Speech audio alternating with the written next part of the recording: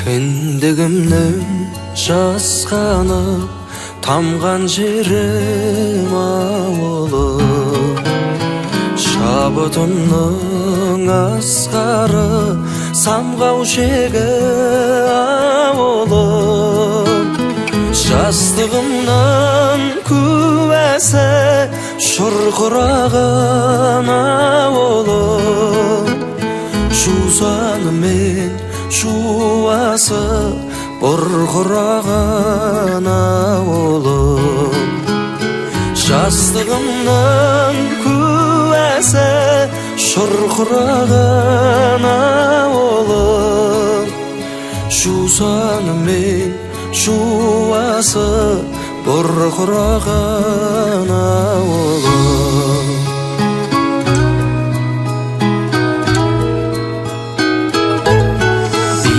Биік шың қозғап құмар қылған ауылым, бүлдіршіндей бір қызға сыңар қылған ауылым. Армысыздар, ардақты ағайын, құрметті Жанқожа Батыр ауылының тұрғындары және қонақтары, бүгін елге келіп, сағынышпен сол бір өткен шақты еске алып, жастық шаққа бір шолу жасап, ата балаларының рухына ас беріп жатқан садақаларыңыз қабыл болсын. Ардақты ағайын, Бауыржан Шаймерденұлы деген ақын айтқан екен, ауыл солай биікте қалу керек, ауылға ерінбестен бару керек, кіндігіңнің қаны тамған жерге маңдайыңның тері де таму керек деген. Сол кіндік қан тамған жерге маңдай тіреп келіп жатқан барша қонақтар, қош келдіңіздер.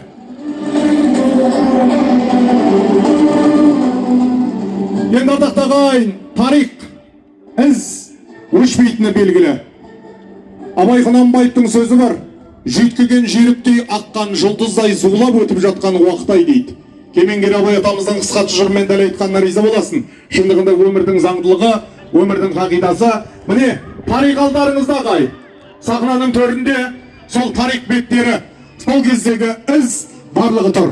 Шапаев колхозы 1932-1950 жылдары осы қазіргі Жанқожа Батыр ауылынан 500 метр жерде тұрақтанған. Сол кезде өзіндік мешітінен бастап дүкені, өзіндік көшесі барлығы сайрап жатқан із бүгінде тарих. Сол тарихты жаңғыртып, ата-бабалар тұрған із, ата-бабалар тұрақтанған тарихи орынға келіп, тағзым етіп жатқан ұрпақтар бүгін сол елде, ауылда бас қосып жатыр. Ендеше сол бір ұрпақтарына қош келдіңіздер деп, талап оң болсын деп, садақалары қабыл болсын деп, ізгі тілегін білдіру үшін Арықбалық ауылдық округінің әкімі Сердалиев Нұркен Жарболұлын және ауылдық ардагерлер кеңесінің төрағасы, осы бір шараның ұйымдастырудың басы қасында жүрген ел ағасы Төкеш Думан Жаңабайұлын сахнаның төріне шақырамыз, бүгінгі рухани танымдық кешті ашып беру үшін.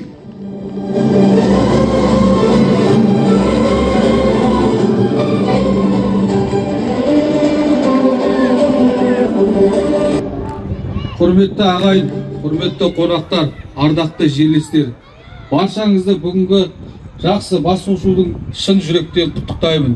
Бүгін бәріміз үшін ерекше күн. Өйткені бұл кіндік тамған жеріміз, балалық шағымыз өткен, ата-бабамыздың ізі қалған туған жеріміз, Шабай елінің азаматтары бас қосып отырған тағылымды кездесу. Бір кездері осы жерде бірге еңбек етіп, қуанышты да, қиындықты да бірге көрген ағайынның қайта қауышуы үлкен қуаныш. Арада қаншама жыл өтсе де, туған жерінің орны жүректе әрқашан бөлек. Бүгінгі кездесу арқылы өткен күндерді еске алып, жақсы естеліктерімізді жаңғыртып, бір-біріміздің сағынысып, қауышып отырмыз. Үлкендердің әңгімесін тыңдап, олардың өмір жолынан үлгі алу кейінгі ұрпақ үшін үлкен тәрбие. Туған жердің тарихын білу, оны құрметтеу баршамыздың міндетіміз. Осы жерде өмір сүріп, еңбек еткен аға буынның еңбегі ешқашан ұмытылмайды. Осындай кездесулер ағайынның арасын жақындатып, елдің бірлігін нығайту деп түсінеміз. Қадірлі ағайын, баршаңызға зор денсаулық, отбасыларыңызға амандық, шаңырақтарыңызға береке тілеймін. Бүгінгі жүздесуіміз жақсы естеліктерге толы болып, осындай кездесулеріміз жиі болсын. Туған жеріміз көркейіп, ел жұртымыз аман, бірлігіміз берік болсын. Бас қосқан баршаңызға рахмет. Кездесу тағы да құтты болсын. Рахмет. Құрметті жерлестер, құрметті ауылдастар, құрметті шапайлықтар, құрметті қонақтар, мынау ел деп сағынып, осындай алып ұшып барлықтарыңыз жеттіңіздер. Кешелі бері осы ауылдың әрбір үйінде десек те болады, қонақ келіп, арқа-жарқаны шығып жатырған жайымыз бар. Енді сонау жылдары ата-анамыз сонда болды, өзіміз де сонда болып, мектепке қатынадық осында орталыққа деп, барлық естеліктерді еске алып, өткен шақтың барлығын сөйтіп жатсыздар. Мінекей елге қош келдіңіздер деймін. Енді шетіміз Астана, мына шетіміз Алматы, мына шетіміз батысы бар, шығысы бар. Қазақстанның түкпір-түкпірінен ауылдастар келіп бас қосып жатырмыз. Осы тілектеріңіз, ата-бабаға бір ас берейік деген ниеттеріңіз, осының барлығы қабілетсін дегім келеді. Енді мына кешті ашық деп жариялаймыз. Мына бағана Қожа Сақсақалдың үйінде өзінің отының басының атынан берген садақадан ауыз тидіңіздер. Енді мына сіздердің құрметтеріңізге арналған көңілді кеш от шашу ұйымдастырғанбыз. Осыны да тамашалап, ортаға шығып билеп, ән, тілектер барлығы осы жерде айтылады. Соны қабыл алыңыздар. Рахмет. Лебіздеріңізге рахмет. Бүгінгі рухани танымдық кешімізді бастап ашып беріп жатқан ел ағалары, Алла тілектеріңізді қабыл етсін. Ал ардақты ағайын, аудан өнерпаздары бүгін сол Шапай колхозында ізі қалған ата-бабаларының ұрпақтары бүгін елге сағынышпен келіп жатқан құрметті қонақтарға, елге, жерлестерге, ауылдастарға арнайы концерттік бағдарламасын ала келді. Ендеше өздеріңіздің құрметтеріңізге Қазалы қалалық мәдениет үйінің ұжымы, аудан өнерпаздары арнайы ән жырларын шашу етеді. Қабыл алып отырыңыздар. Бүгінгі кешке ауылға сағынышпен келіп, ата-бабаларының рухына ас беріп жатқан, ауыз біршілікті ту етіп, татулықты ту етіп жатқан барша құрметті қонақтарды арнайы ән шашу қабыл алыңыздар. Жалғаса бұл сіздер үшін ән шырқайды.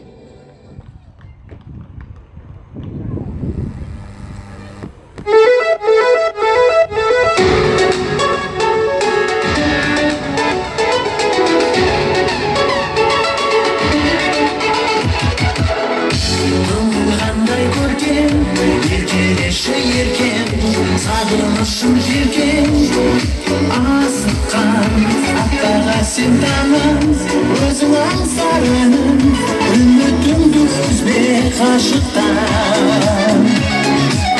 Көктен жауған нұр боп, жүректерде жыр боп, көңілдерден сыр боп, ағылшы күндерімді санап, қыздар жолға қарап, сен де мен де болып сағыншы.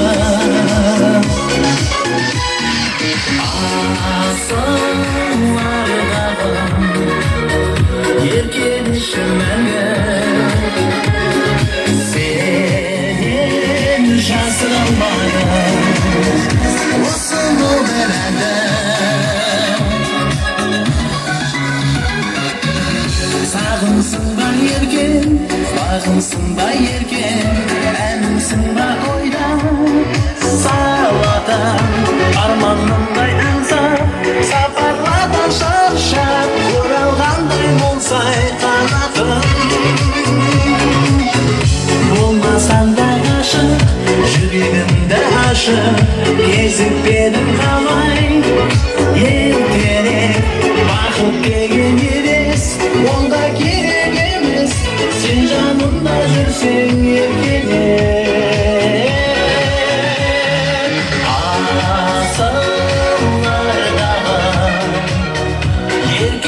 Мәңгі сенен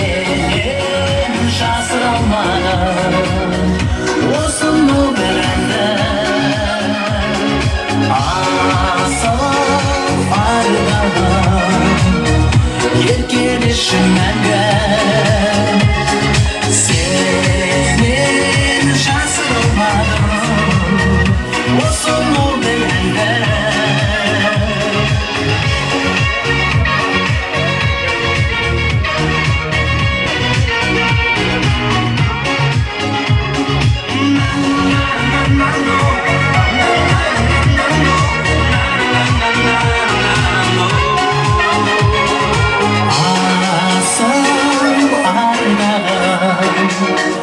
еркелешім мәңгі сенен жасырылмадым осы наудар әнді асыл арнағым еркелешім мәңгі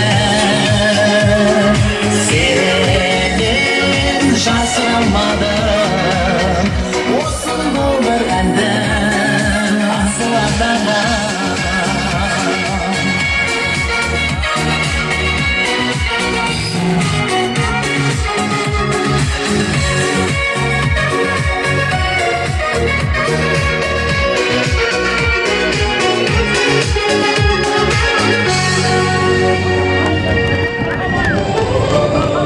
Мереке құтты болсын, қадірлі ауыл тұрғындары, әрмен қарай биімізді жалғастырамыз. Осы орындауда күзгі бағаны. Құрметті қонақтар, билеп тұрайық. Шапай колхозының тұрғындары, бүгінгі мереке құтты болсын.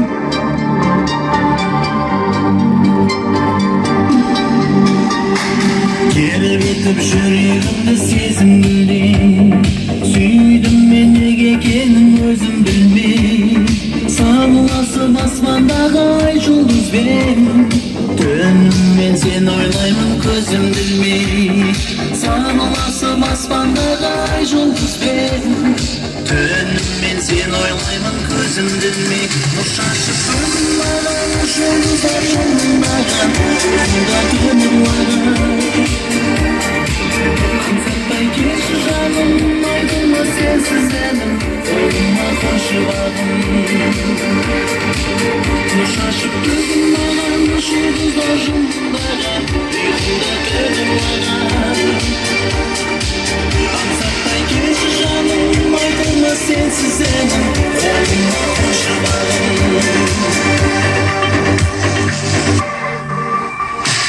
Келмейді бір өзіңсіз таңа қырғын ай жүзің арайланып таратуда жаным-ау сенің мөлдір жанарында іздеймін аспанымнан қара түннің жаным-ау сенің мөлдір жанарында іздеймін аспанымнан қара түннің нұр шашып бүгін маған жұлдыздар жымыңдаған күнді түнілаған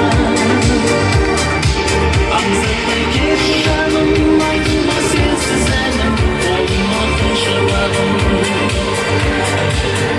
Шашып бүгін маған, жұлдыздар жолындаған, ұйқымда түнілаған. Аңсатпай келші жаным, айтылма сенсіз әнім, қолыма қошы бағым.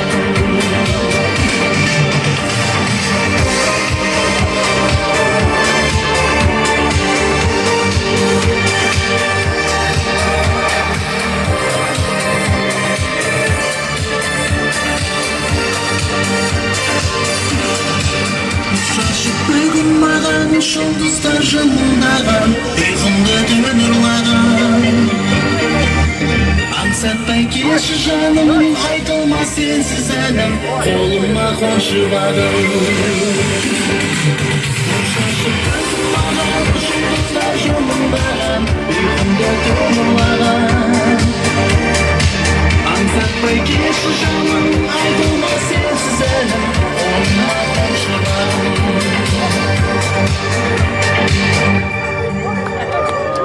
Енді мекесінің адамыңызда өнер көрсеткен әнші Жалғас Абиев, сіздердің қошеметтеріңіз. Келесі тыңдайтын әндеріңіз Темірхан Базарбаевтың әні «Ауылым». Орындайтын әнші Асылбек Көшербаев. Отаны босатпаймыз, құрметті қонақтар. Ер жерден келген құрметті қонақтар, бүгінгі мереке құтты болсын.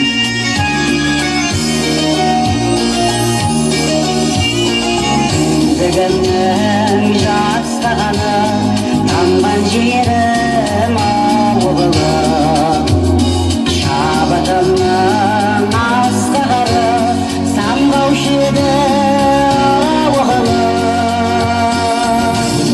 жастығымның туағасы шырқыраған ауылым жусаны мен жуағасы бұлғыраған ауылым биік шың бұзған құм арқылыған ауылым бүлдіршіндей бір қызға сыңар қылған ауылым әннен таңды ағарып ән салдырған ауылым сары қымыз сапығырып тамсандырған ауылым ән зынжырды ағарып ән салдырған ауылым сары қымыз сапығырып тамсандырған ауылым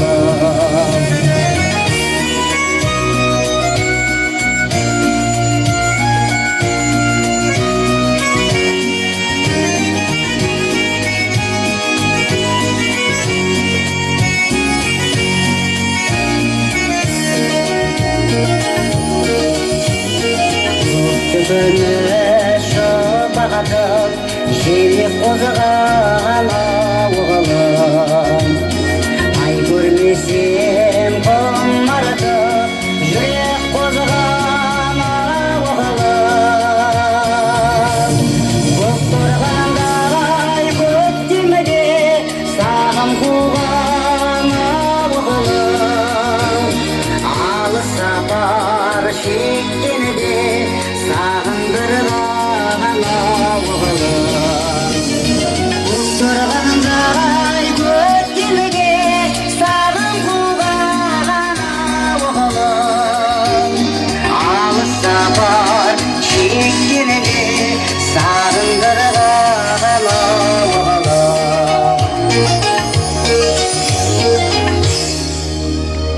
Мерекелеріңіз сауда құтты болсын. Келесі тыңдайтындарыңыз Ескендір Хасағалиевтің әні «Ауылым».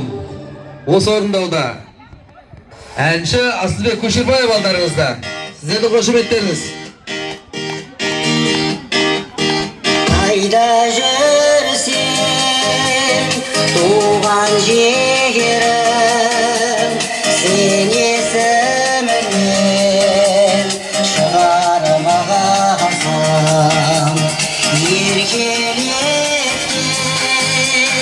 думан елің аз ойсаған мұңалығасың ғашық едім қырбілім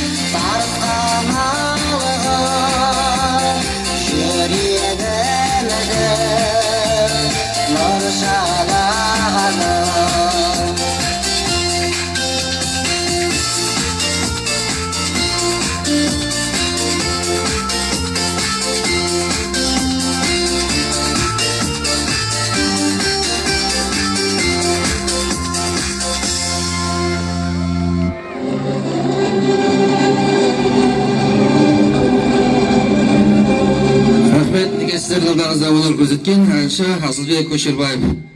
Құрметті ауыл тұрғындары, құрметті қонақтар, бүгін мінекей осы уақытта әдемі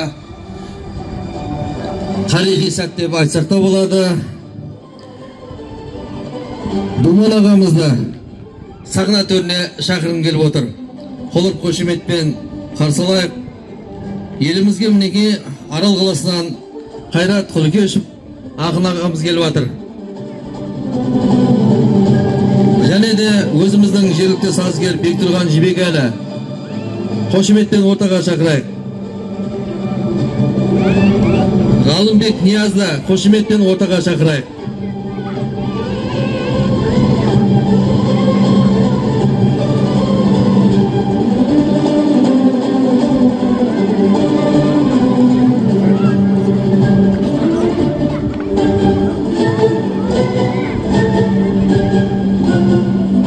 Және бір қолырып қошемет жасап қояйық құрметті қонақтарымызға. Құрметті қонақтар, мінекей тарихи сәт деп жатырмыз. Адам өмірінде анау өскен ауылына бір-ақ рет келіп қауышады екен. Анау Ұялы деген ел бар, Ұзақбай Қарамановтың туған ауылы. Ауылда ешкім жоқ, ел қалмаған. Бірақ сырттың азаматтары да еліне барып тағзым етіп, осы жерден өстік қой деп сондай бір іс-шара өткізген. Мінекей дәл сол кейіп біз енді елден барлығы көшіп кеткенмен Шапай колхозынан солардың ұрпақтары келіп тағзым етіп жатыр. Енді ас беріледі, ішеміз, жейміз, қайтып кетеміз. Әңгіме қалады. Енді сол аралықта ақылдаса отырып, осы Шапайға арнап бір марш жаздырғанбыз, мына жігіттерге өтініш айтып. Соның сөзін жазған Қайрат деген азамат Арал қаласының Шижаға деген ауылынан келіп отыр. Онан кейін мынау өзіміздің Майда Шапамыздың күйеу баласы, елдің күйеу баласы Бектұрған деген азамат музыкасын жазған. Онан кейін орындайтын мінекей өзіміздің Жақсыбай ағамыздың баласы Ғабек. Мінекей осылардың құрметіне деп бәріңіз қол соғып құрметтеп отырыңыздар. Рахмет.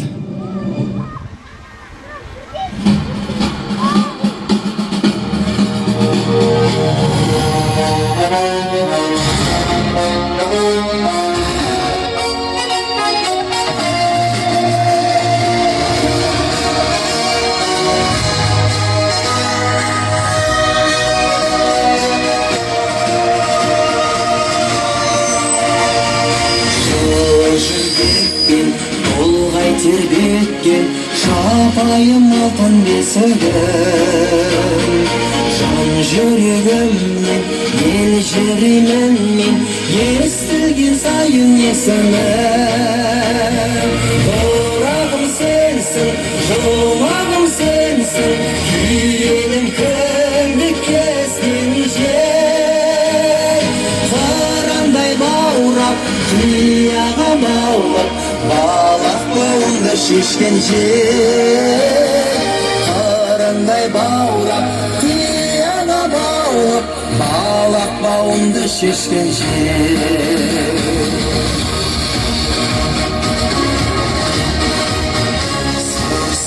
тасып шапқандай асып сабырбай қазған арнадан өмір көреңнің ащы көліңнің балығы тайдай тулаған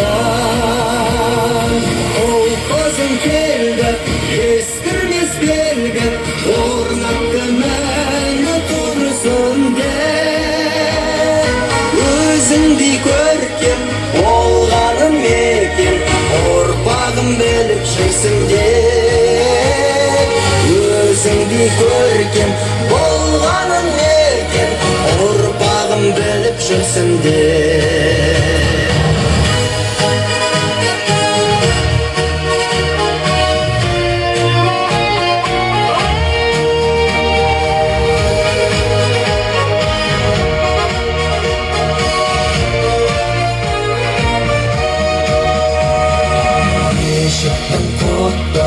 орына отты оқтырған қақтың амалын баққа бөлейді рухы жебейді Ибрагим Мақсым бабаның Шапайым менің, Шапайым Siniren mağınday Bal şirinleri ıslıksın eli Anamның alakanınday Bal şirinleri ıslıksın eli Anamның alakanınday Anamның alakanınday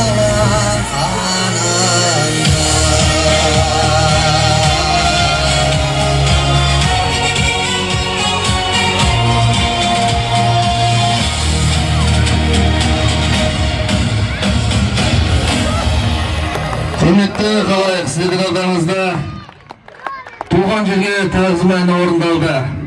Сөзін жазған аралдық ақын Қайрат Құлыкешев, әнін жазған сазгер Бектұрған Жібекәлі, орындаған Ғалымбек Ниязов. Сіздердің қошеметтеріңіз.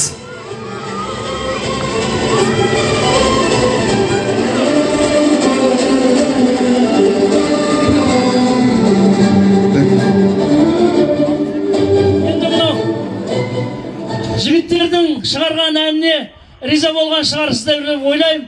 Риза болсаңыздар бір қол соғыңыздар шәдеке. Керемет шыққан. Енді көп марштарды мен тыңдап жүрмін. Мына Шапайдың бүге жүгесіне дейін, Сабырбай арыға, ара мешітіне дейін, көшесіне дейін, Ашкөліне дейін дым қалдырмай тіркедік. Біз бердік өтінішті, бұлар орындап шықты. Керемет жағдайда орындап шықты. Сондықтан бұл жігіттердің үшеуіне де шапан жауып сый құрмет көрсетіміз келіп жатыр шапайлықтарды қарта. Қане шапаға.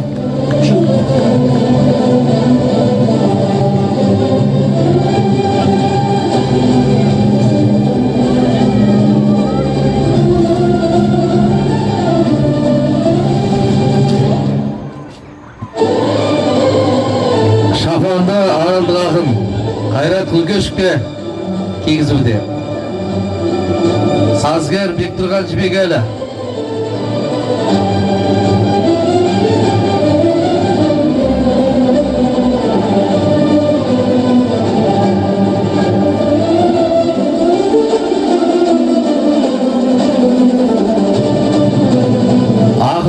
Сазгерге, әншіге үлкен алғысымызды айтамыз. Еліміз аман болсын. Сосын енді бұл жігіттер еңбегіміз сатпаймыз. Аға, елге берген тартуымыз деп жатыр. Бірақ дегенмен дағы еңбектері ғой. Бұлардың ең кәсіби мамандығы тіпті айтсақ та болады. Үшеуіңе де рахмет деп кішкене де болса бір тойдан тобықтайдан бір нәрсе беріп жатырған жағдан. Ал Қайрат қонақсың. Bir ауыз айтасың ба?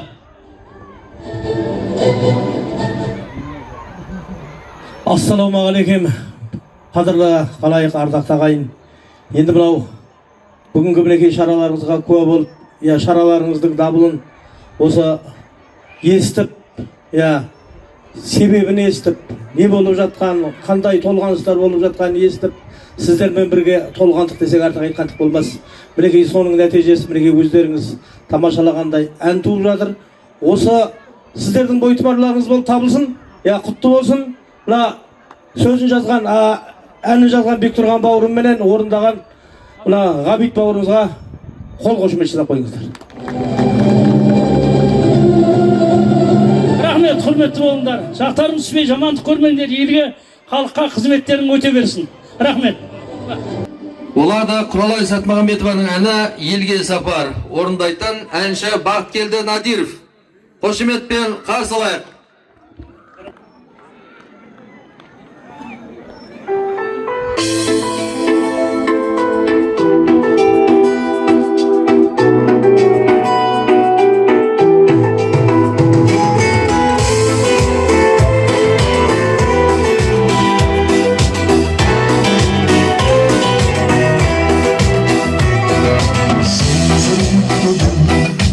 Tağda bugün yol yürü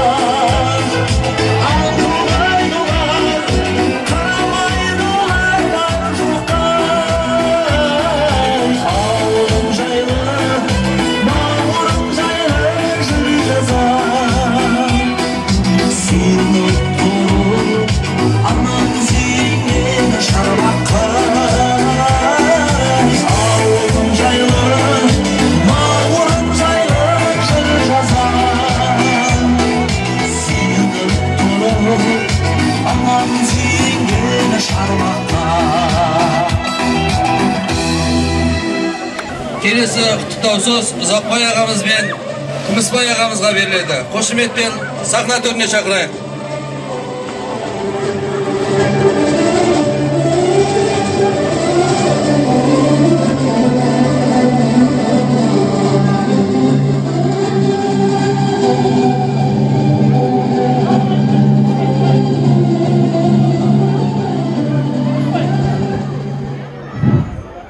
Ұзақбай ағамыз бен Күмісбай ағамызға сөз кезегі беріліп жатыр. Сіздерді сахнаға шақырып жатырмыз.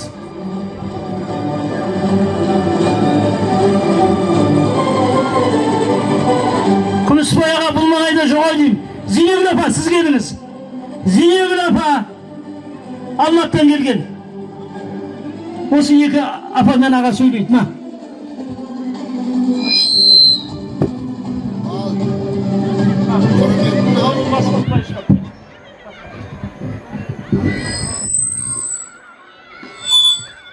Құрметті Жанғожа атында жиналған қауым, шапайлықтар, бүгін мінекей үлкен іс-шара болып, үлкен жақсы жұмыстар атқарылды. Біз толқып отырмыз тұрғанда, міне жаңа орындаған маршы бар, өлеңі бар, мынадай істелгеніне өте қуанып тұрмын. Ал енді бұл көппен бітетін іс. Өләрбақтар жар болып, мына жасап жатқан жастар, солардың балдары, немелері, бауырлары, ағайындар бір кісідей жұмылып, міне осындай істі жасап жатсыңдар. Рахмет сендерге, Құдай дегендеріңе жетіңдер. Бұл оңай шаруа емес, бірден ұйымдасып осылай жұмыс жасалды. Үлкендей, кішідей бір үйдің баласындай міне осындай іс болып жатыр. Көп рахмет айтам сіздерге. Дегендеріңе жетіңдер, бала-шағаларыңа рахатын көріңдер. Толық тұрым, рахмет, бақытты болыңдар. Рахмет Ұзақбай аға. Келесі сөз Зейнегүл апайға беріледі. Қошеметтеп қояйық.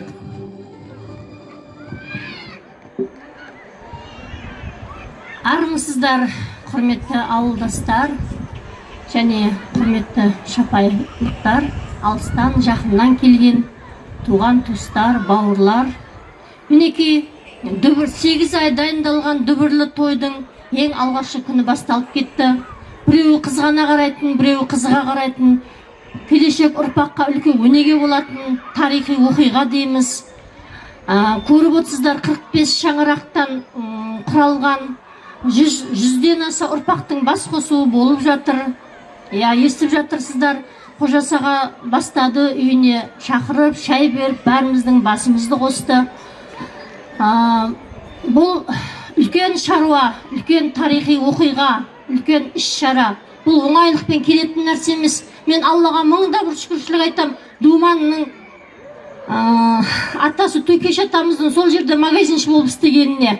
Өйткені әр іске бір айқайшы керек қой. Сол сияқты Думан барлық ынта жігерін салып, барлығын ұйымдастырып, осындай үлкен бас қосудың жасауына ұйытқы болып жатқан адамның біреуі. Ақша жинап жатыр. Бибісара апай Астанада отырып, үлкен жұмыстарды бітіріп жатыр. Ауылдағы барлық, осы мен деген адамдардың барлығы жұмылып, осындай үлкен тарихи оқиғаны өткізіп жатырмыз. Сондықтан не дейміз? Өлгеніміз тіріліп, өшкеніміз жанып жатқан осындай сәтте барлығыңызға денсаулық тілеймін, отбасыларыңызға амандық тілеймін. Осы үлкен іс-шарамыз болашақ ұрпаққа үлгі болсын, өнеге болсын. Қазіргі өсіп жатқан ұрпақтар ол жерде кезінде Шапай колхозының болғанын білмеуі де мүмкін. Ол Шапай жерінде тумағанмен де менің әкем сол жерде колхоз председателі болыпты. Көп үлкен азаматтар болыпты. Мінекей солардың бүкіл ұрпақтары, немерелері, шөберелеріне дейін осы жерде бас қосып отыр. Міне осыған үлкен қуаныштымыз. Үлкен кісілерге дейін толқып жатыр. Мына басы қасында жүрген барлық ер азаматтарға, азаматшаларға шын жүрегімнен рахметімді айтамын. Алыстан сағынып келген қонақтарды аяқтарынан тік тұрып қарсы алып жатыр, қошемет көрсетіп жатыр. Кез келген қонақтарға шапандарын жауып жатыр. Әйтеуір қазақтың барлық ырымы, қалып жатқан жоқ. Ол сіздердің ең еңбектеріңіз деп түсінеміз. Біз тек қаражатымызды беріп жібердік деп отырдық, жер шалғай, ал бітіріп жатқан барлық осы ауыл маңындағы үлкен азаматтар мен азаматшалар, келіндер. Мың алғыс айтам, үнемі осындай жақсылықта ғана бас қосайық. Ертең үлкен ас болады. Бүгін дүбірлі осы думан той басталып кетті, соның куәгері болып отырсыздар. Әр уақытта аманшылық пен саулық пенен осылай бас қоса берейік. Рахмет. Лебіздеріңізге рахмет. Ұзақбай аға, Зейнегүл апай, отбасыларыңыз аман болсын. Бүгінгі мінекей өткізіп жатқан үлкен тағылымдық шараларыңыз ұрпақтарға жалғаса берсін. Келесі ән осы жердің тумасы, сазгер, ақын сазгер Жұмабек Табынбаевтың «Ауылым» деген әні орындайтын Мұрат Әділ. Ауылға келіп мінекей елге сағынышпен тек тойға келіп тұрыңыздар ағайын. Мереке құтты болсын.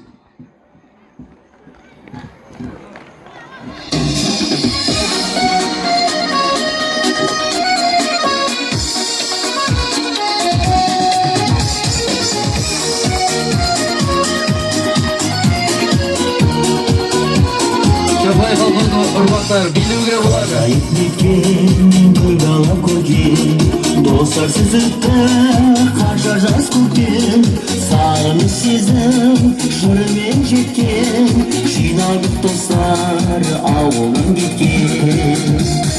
Ауылым әнім, уақытым бағым, өзіңнен ұқтым, өмірім мәнім, бір сендеп жидым, адалдық нәрім, шырқайық достар ауылым әнім, бір сендеп жидым, адалдық нәрім, шырқайық достар ауылым әнім.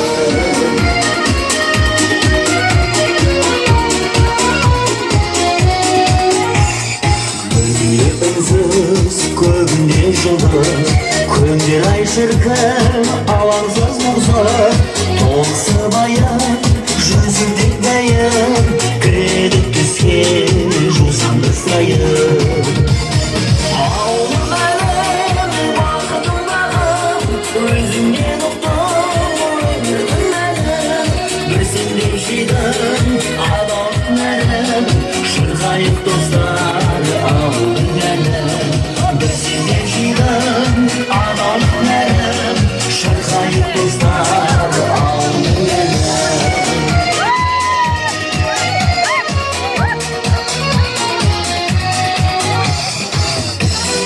Шапаев колхозының ұрпақтары, той мереке құтты болсын. Көңілдер тыңдап тұрыңыздар.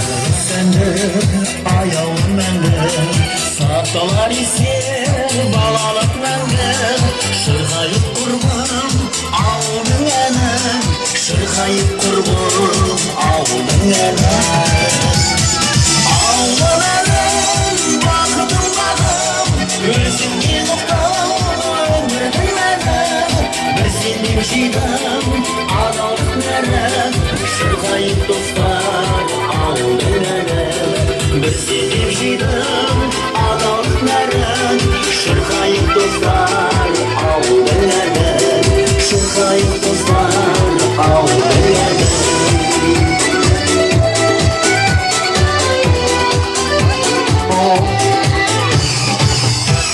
Бейімізді тоқтатпаймыз. Келесі тыңдайтын әндеріңіз Мұрат Құсайыновтың әні «Сұлу бойжеткен» осы орындауда. Билеп тұрамыз. Қол керек кәнекей!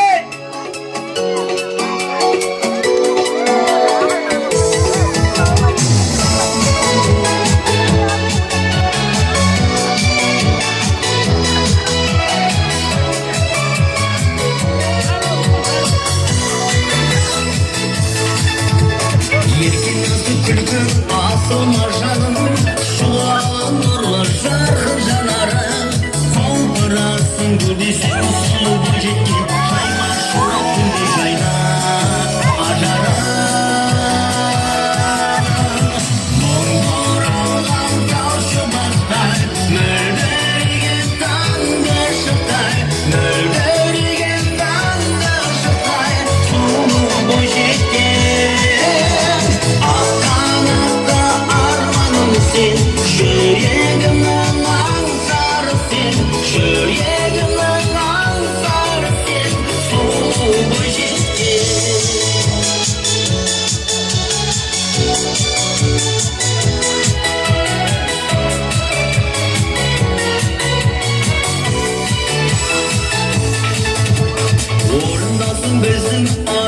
сырымыз, ортақ болсын мәңгі ән мен жырымыз. Жан сүйген тулап сол заман қолымды, бақытыма балқыштаған сұлуға. Мұң боралған тау шыбықтай, мөлдіреген таңдар шықтай, мөлдіреген таңдар шықтай, сұлу бойжеткен. Ақ қанатты арманым сен, жүрегімнің аңсары сен, жүрегімнің аңсары сен, сұлу бойжеткен.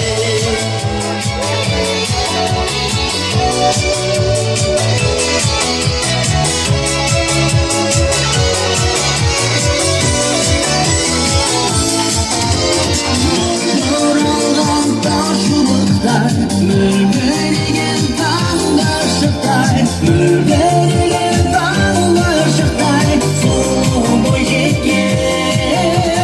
Ақ қанатты арманым сен, жүрегімнің аңсары сен, жүрегімнің аңсары сен, сұлу бойжеткен.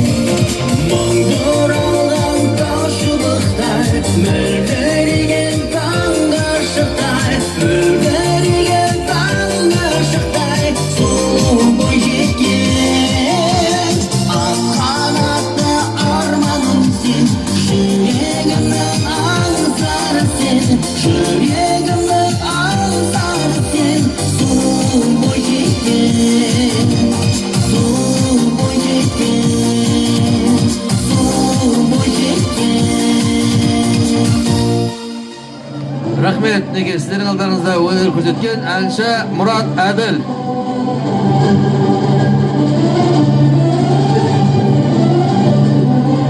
Құрметті ауыл тұрғындары, елімізге амандық, әр отбасына жақсылық тілей отырып, келесі құттықтау сөзімізді Серік ағамыз бен Бағдат ағамыздан тыңдаймыз.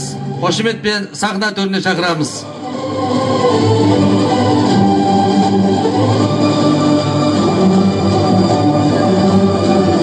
Тағы да қайталап айтамыз, Серік ағамыз бен Бағдат ағамыз болса сахна төріне келсеңіздер. Құрметті ауылдастар, құрметті жерлестер, ағайындар, бауырлар, бүгінгі мынау ауылда өтіп жатқан астың үлкен мәні бар, мағынасы бар. Сондықтан сіздерді барлықтарыңызды осы астың өтуімен, бәрілердің бастарын қосуымен құттықтаймын. Енді ауыл дегенде бәріміздің де жүрегіміз бұрып тұрады. Осы жақта бір жастығымыз, мастығымыз қалып қойғандай, ылғи да осы жақты аңсап тұрамыз. Енді оған енді сөз жетпейді, тіл жетпейді дегенмен мына барлықтарыңызды да амандасып, қолдарыңызды алып, құшақтап сүйдім деп есептеймін. Барлықтарыңызға да Алла жақсылық берсін. Туған жерге қош келіпсіздер. Енді Шапайдың қалай өсіп өркендегенін көзіммен көргем жоқ, бірақ енді кейін тарағанын, ондағы елдің бері қарай көшкенін бәрін көрдік қой. Ол ауылға Шапайдағы әдемі қыздарды шығарып салуға баратын едік. Енді олардың бәрі бері қарай көшіп келді. Біздер енді сондай естеліктеріміз ғана бар. Енді мынау Бейбісараға, Қожасағаға, тағы кім бар? Зағипаға, солардың көп бәріне жақсы ниетіміз, тілегіміз бар. Ылғи да осындай көштің басында, жақсылық істің қасында жүріңіздер. Біз сіздердің іздеріңізді қуып жүре берейік. Бір-екі ауыз енді өлең оқып жіберейін. Ауылым алтын бесігім, жайнайды кең көк белесі, туған жерім жүрегім, сағынышымның мекені. Көк майсада гүл өсіп, самал жел боп тербейді, ауылымда сүйген жүрек, туған жерін мәңгі сүйеді. Сыр бойынан төрінде, Шапай төбе ауылым, Қазалының жерінде тамыр жайған бауырым, кең даласы тарихым, ақ ниеті ел мекен, ата-баба сіздері жүрегінде мәңгі өшпеген, самал желі тербеткен туған жердің белесін, жапай төбе қымбаттым, сақтаймын мәңгі елесін. Қоштасатын күн туып, қимай кетем ауылда, қайда жүрсем жүрекке сағынамын шапайды. Қош бол менің ауылым, қалдың жүректерінде, қайта оралар күн туып, кездесеріміз бір күні.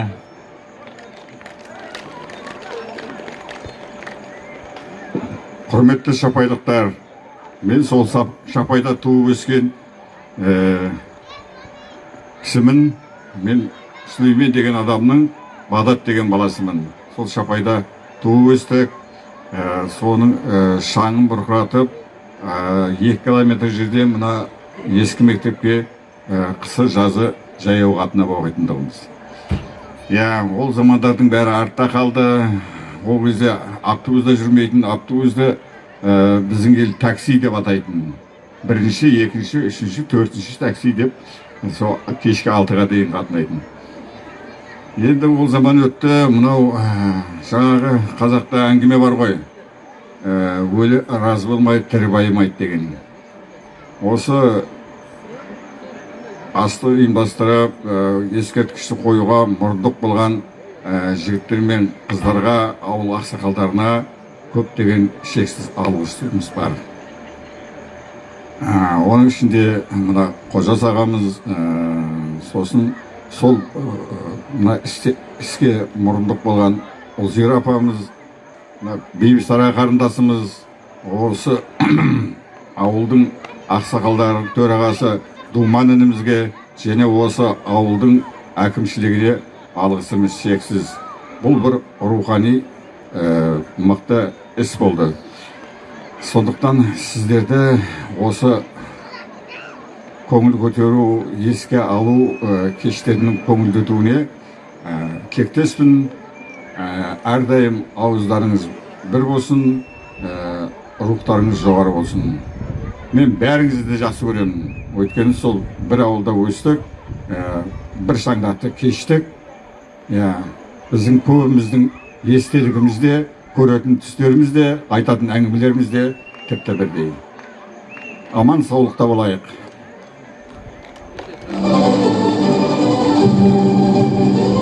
Рахмет Серік аға, Бағдат аға, ақ тілектеріңіз періштенің құлағына шалына берсін. Енді қадірлі ауыл тұрғындары, мынау Астана қаласына келген Бейбісара апайымызға ту қол шапалақтап сөз бергіміз келіп жатыр. Қошеметтеп ортаға шақырайық. Құрметті ауылдастар, құрметті шапайлық бауырларым, бүгін міне бүгінгі күн ертеңгі тарих дейді ғой. Кішкентай ғана ұсыныстан басталған, кішкентай ғана Ұлзира апамыздың идеясынан басталған бастама бүгінгі таңда үлкен іс-шараға айналып отыр. Енді ел десек, ауыл десек, көз алдымызға менің өзіме мысалға тек қана Шапай келеді.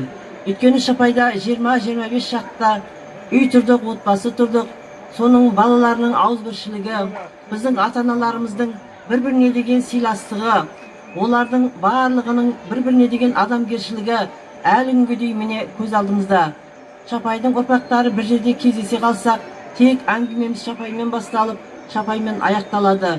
Өйткені біздің сол кездегі ата-аналарымыздың қандай ұйымшыл болғаны, бір қара қазаннан ас ішіп, бір сиырдың сүтін шайға қатып ішетінбіз.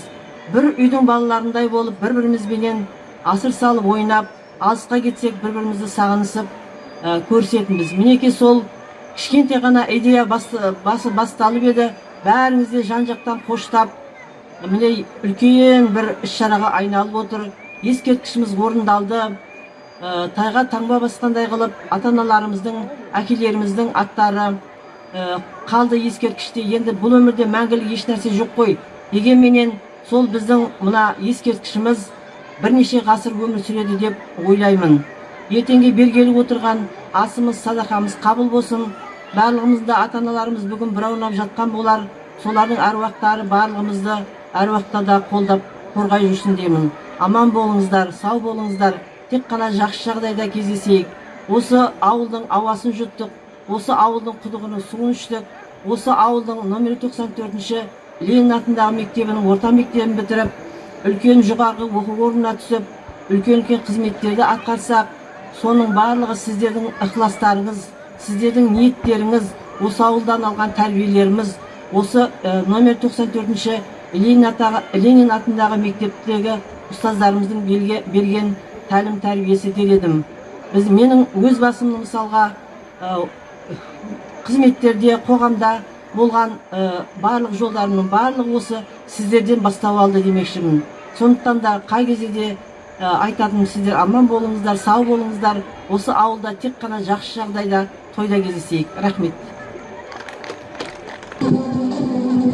Лебіздеріңізге рахмет. Ел аман, жұрт тыныш болсын. Ән шашуымызды арма қарай жалғастырамыз. Елде тек жақсы істер, игі шаралар бола берсін ағайын. Ұрпақтарымыз аман болсын. Келесі тыңдайтын әндеріңіз жергілікті сазгер Батырхан Нұрымбеттің әні Өлімсің орындайтын Асылбек Көшербаев. Қошеметпен қарсы алайық.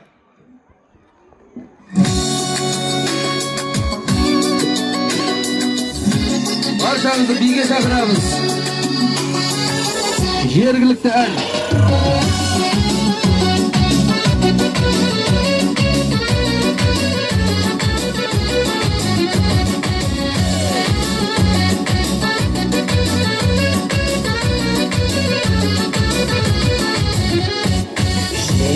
Sağlamış, en jırımdı alıbış, şımsıydağı ömrüde makabattın bağlamış.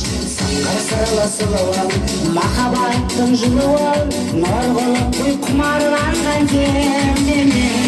Gülümün gülümün gülümüsün, armanımsın жылымысың, бағытымсың, базарымсың sen. Makabattın жырын ayt, жүрегін сырын ayt, arman gülüm ajarımsın sen.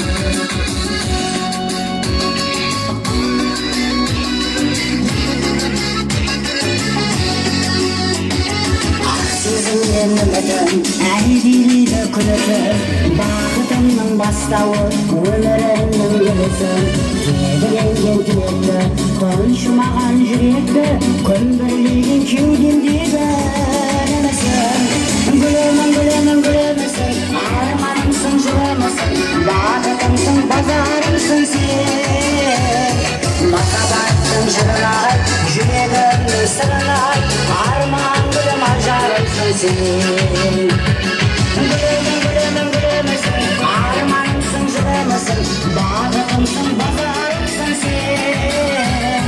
Махаббаттың жырын айт, жүрегімнің сырын айт, арман гүлім ажарымсың сен.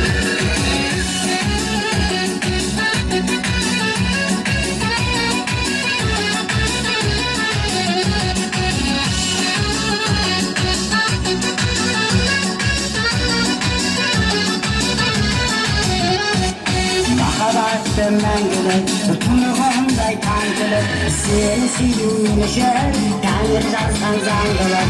Жан кеудеген сазыңнан, сенің ерген азыңнан, жан гүлім-ау жаралансам жазылған. Гүлімің, гүлімің, гүлімісің, арманымсың, жырымысың, бақытымсың, базарымсың сен. Махаббаттың жырын айт, жүрегімнің сырын айт, арман гүлім ажарымсың сен. Гүлімің, гүлімің, гүлімісің, арманымсың, жылымысың, бақытымсың, базарымсың сен. Махаббаттың жырын айт, жүрегімнің сырын айт, арман гүлім ажарымсың сен. Арман гүлім ажарымсың сен.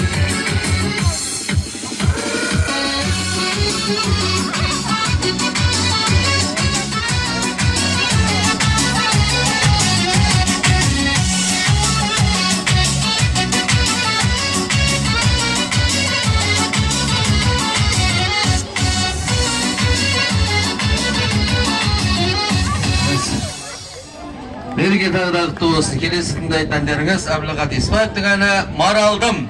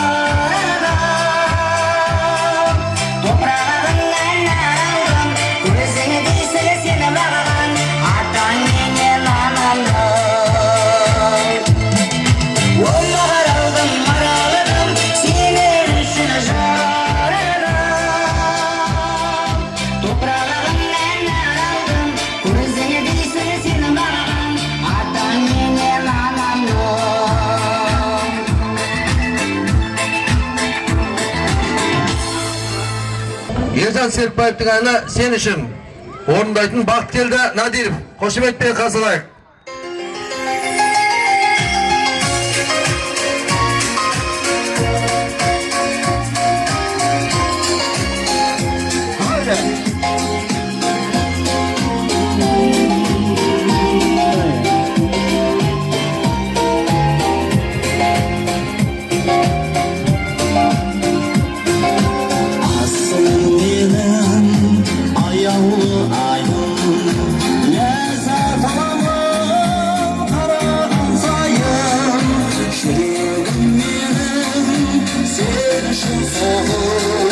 Sen үшін ғана тоқтауға дайын жүрегім менің сен үшін соғып сен үшін ғана тоқтауға дайын бүкіл әлем қолдырады сен үшін ән салады бұлбұлдар сен үшін жүрегіме жыр тұнады сен үшін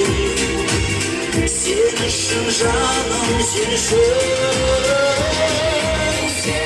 үшін қияларға самғадым мен сен үшін осы әнімді арнадым мен сен үшін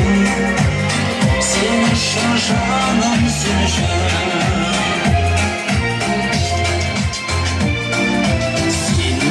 заман есіп жатқандай sen үшін бұлттар көшіп жатқандай жұлдыздар көкте sen үшін жаным sen үшін ғана өшіп жатқандай жұлдыздар көкте sen үшін жаным sen үшін ғана өшіп жатқандай бүкіл әлем қолдырады сен үшін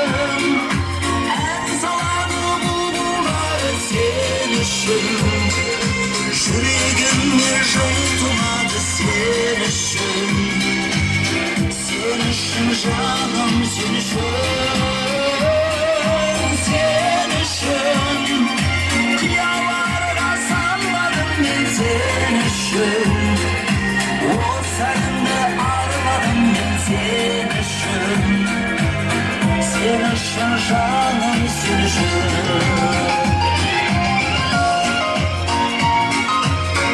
Нұрман ағай бар болса, Нұрман ағай сізді не батырмыз?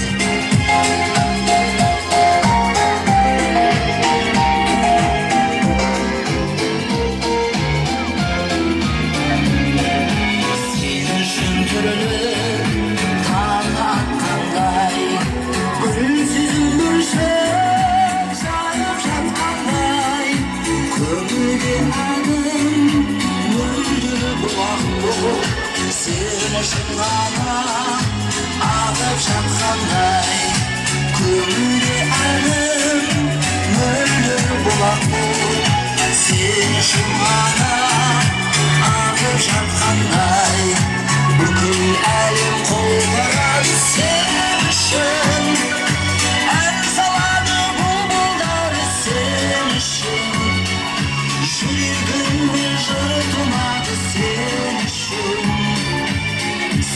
үшін жаным sen үшін бүкіл әлем қолдырады sen үшін ән салады бұлбұлдар sen үшін жүрегіме жыр тұнады sen үшін жаным sen үшін Рахмет. Келесі тыңдайтын әндеріңіз Өктем Алтаевтың әні «Қазағым», еліміз қазағымыз жасай берсін. Сіздер үшін қабыл алыңыздар. Құрметті ауыл тұрғындары, осы әннен кейін қайтып кетпейміз. Мерекелік от шашу болады.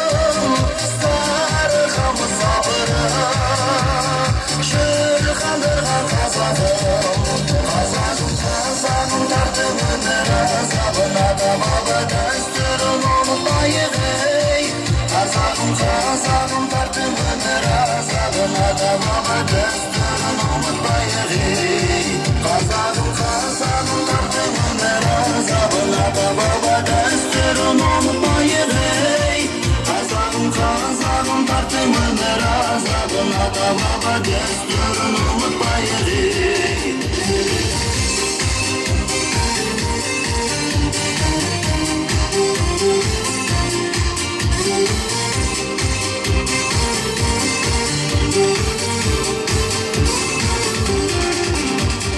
Сарыарқаның жерінде сайран салған қазағым жетістудің жерінде көкпар тартқан қазағым қобыздың сазымен мұңын тартқан қазағым домбыраның үнімен күйін тартқан қазағым Қазағым тарттың өмір азабын ата баба дәстүрін ұмытпайық ей Қазағым тарттың өмір азабын ата баба дәстүрін ұмытпайық ей Қазағым тарттың өмір азабын ата баба дәстүрін ұмытпайық ей Қазағым тарттың өмір азабын ата баба дәстүрін ұмытпайық ей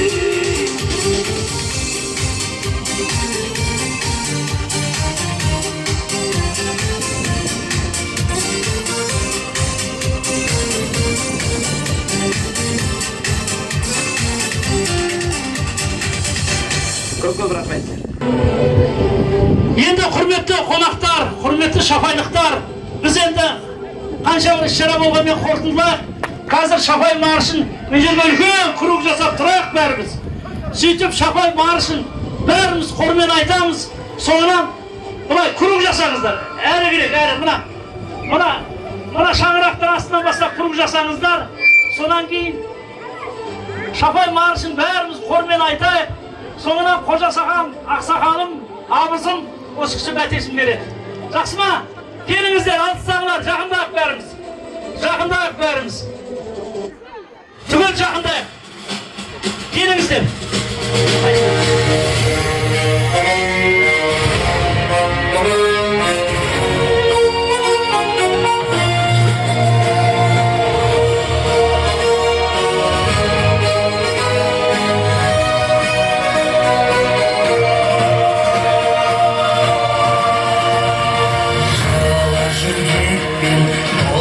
тербеткен шапайым алтын бесігім жан жүрегіммен мен жүремін мен естілген сайын есімім ұрағым сенсің жолағым сенсің күйенім кіндік кескенше қырандай баурап тұяғы баулып балақ бауымды шешкенше қырандай баурап тұяғы баулып балақ бауымды шешкенше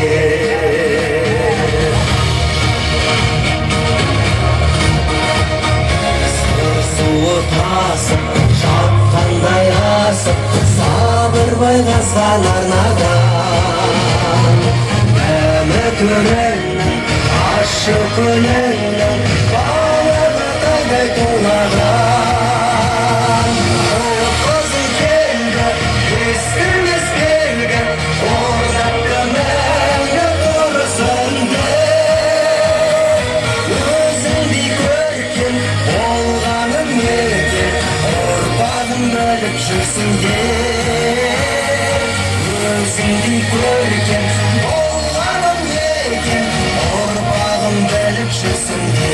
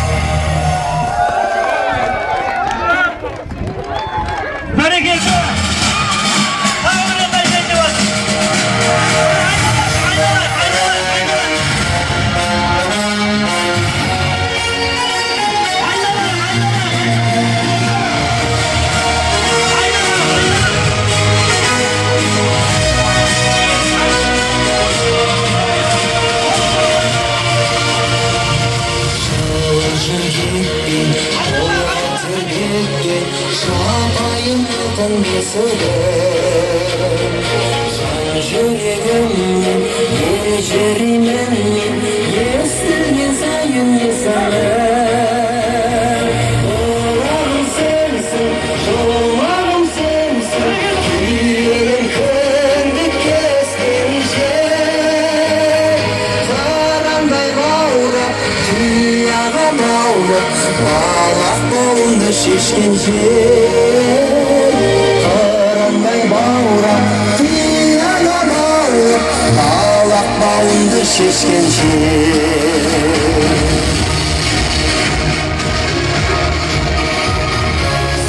суы тасып жан қандай асып сабырға қызған арнаған мәні көңілнің ащы көңілнің балығы тайдай тулаған ол қызың келді ескірмес белгі орнатты мәңгі көрісінде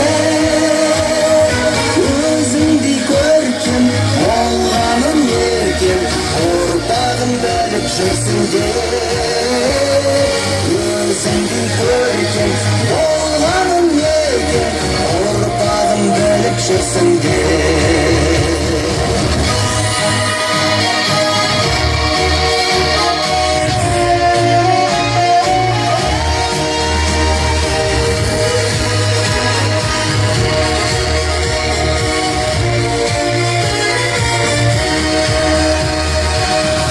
Шықтың тұтты, ораны отты, оқтырған қақтың амалын Баққа бөлейді, рухы жебейді, Ибрагим Мақсым бабаның Шапайым менің, ғажапсы мейрамағындай Бал шырым бәрі, ыстысың әлі, анамның алақанындай Бал шырым әлі, ыстысың әлі, анамның алақанындай Анамның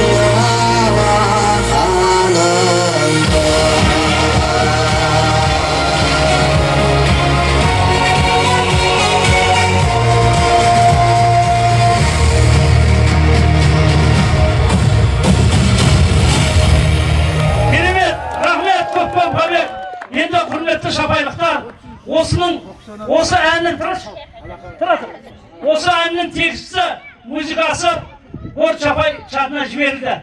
Бұл бір естелік болсын. Тамақты ішіп жеп қайтқаннан гөрі бір естелік болсын деген ой болды.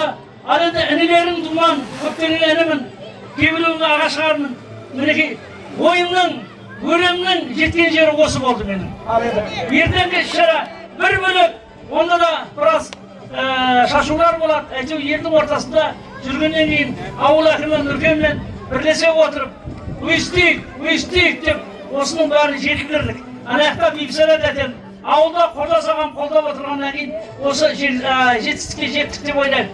Ал енді кеміс құтығы болса кешіресіңдер, көп болса асырып айтарсыңдар, айтпасыңдар, өздерің білесіңдер. Ауылда думан, сыртта сіздер қолдайды деп ойлаймын. Енді мына қожасаға, мінекей 80-ге келген қожасағаннан бастап, мына бүлдіршінерге дейін билеп, қол ұстасып айналып жатырмыз. Осының барлығы ықылас, кеңес дейді. Ықыластан туған нәрсе. Ықыласы дұрыс емес адам келмей қалады бұл жерге. Билемес педі. Сондықтан қожасаға не болды мына? Ей, қожасаға.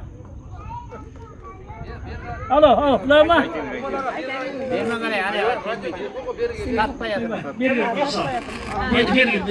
Енді қожасаға, енді үлкенсің, абыссың, құрметтісің, мен үшін де, осы іні қарындастарым ішінде де мен ойлаймын.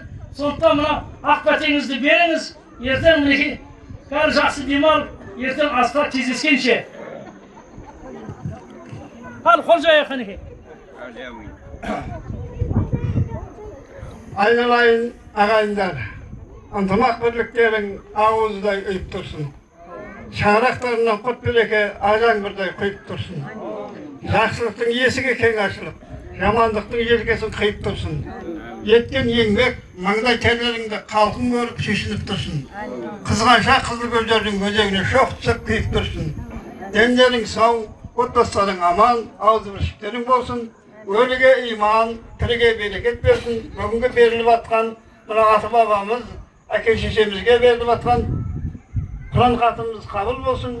Жатқан жерлері жайлы, топырағы торқа, иманы жолдасы болып, жатқан жерлері жайлы болсын. Алла Тағала топырақ жасын кейінгі ұрпақтарына беріп, және жәннатта болып, пендесін беріп атқан садақасымен оқылып атқан дұғамызда Алла Тағала қабыл дейін. Бәріңде отбасыларыңда осындай қуаныш береке бола берсін. Дендерің сау, отбасыларың аман болсын. Сырттан келгендерің болса, ертеңгі садақадан кейін жол жүретін болсаңдар, жолдарың болсын, қыдырата жолдастарың болсын. Ауылдың ішіндегі екі бастан отбасыларына орылады ғой. Бүгінгі мынау енді және бір айтып жіберейін. Мына Бекшараның бастауымен жаңа Сәкіра дегендегі келініміздің бастауымен мына думан бар. Бәрі осы халықтың, елдің, ауылдың азаматтарының арқасында осында дәрежеге жетіп жатыр. Дума сендерге де рахмет. Осы атсалысқан бүгінгі жұмысқа бәріңе де бақытты болыңдар, отбасыларына қуаныш береке ағылмасын. Бақытты болыңдар. Әумин аға, рахмет. Ал енді мына бізді демеп, жебеп жүрген мынау Бауыржан ініміздің бастамасымен Айбек ініміз қанша бір өнерін көрсетіп, кереметтей бір көңіл сыйладыңдар. Сендерге де көп рахмет. Мына жаңа дрон түсірген балдар қайда? Кім еді? Сендерге де көп рахмет. Ертең де Құдай қаласа әуеден және жерден аслада дрон түсіріп, дронмен мына видеомен барлығын қамтамасыз етеді.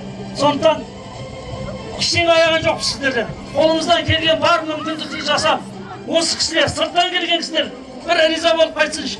Астанада ғана гала концерт емес, ауылда да қоюға болады екен деп қайтсыншы деген ниет болды. Рахмет барлықтарыңызға. Рахмет Айбек. Рахмет Думан аға. Ел аман болсын, жұртымыз тыныш болсын.